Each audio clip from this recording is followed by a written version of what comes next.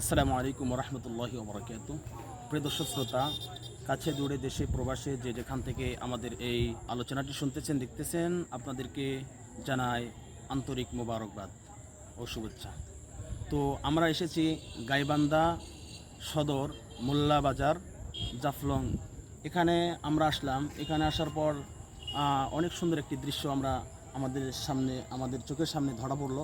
তো আমরা দেখতে পেলাম অনেক সুন্দর একটি জায়গা, যে জায়গায় মানুষ আসলে আশা করা যায় গাইবান্ধা যাদের বাড়ি তারা যদি এখানে আসে তাদের মনটা অনেক ভালো হয়ে যাবে। তো আমি যদি আপনাদেরকে এই দৃশ্যটা একটু দেখাই তাহলে আপনারা দেখতে পাবেন। এদিকে ক্যামেরাটা ধরেন, এদিকে সুন্দর দৃশ্যটা, এদিক থেকে অনেক সুন্দর অনেক সুন্দর দৃশ্য। উপরের দিকে যদি তাকান তাহলে উপরের দিকে ট্রেনের একটি রাস্তা চলে গিয়েছে উপরের দিকে। আর এই পাশটা একটা পানির স্রোতটা যাওয়ার কারণে অনেক সুন্দর বাতাস আসতেছে। তো এই পাশ যাওয়ার রাস্তা, তো চতুর্পাশ দিয়ে লক্ষ্য করলে সুন্দর একটি জায়গা, যে জায়গায় আসার পর মনটা অনেক ভালো হয়ে যায়।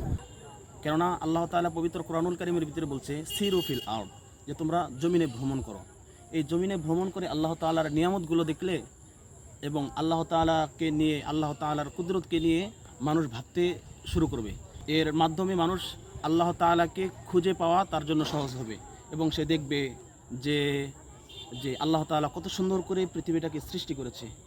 মানে মানুষ যখন ঘুরতে শুরু করবে তখন আল্লাহ তাআলার নিয়ামতগুলো তাদের সামনে, চোখের সামনে আসবে।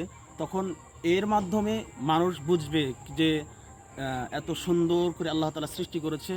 না জানি আল্লাহ তাআলার নিয়ামতগুলো আরও কত সুন্দর, যে আমাদের জন্য যে জান্নাতটা আল্লাহ তাআলা আমাদের জন্য প্রস্তুত করে রেখেছে, না জানি এটা আরও কত সুন্দর।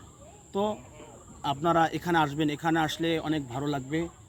এটা হলো সদরের মধ্যেই পড়ছে, গাইবান্ধা সদরের মধ্যেই পড়ছে, মোল্লা বাজার জাফলং।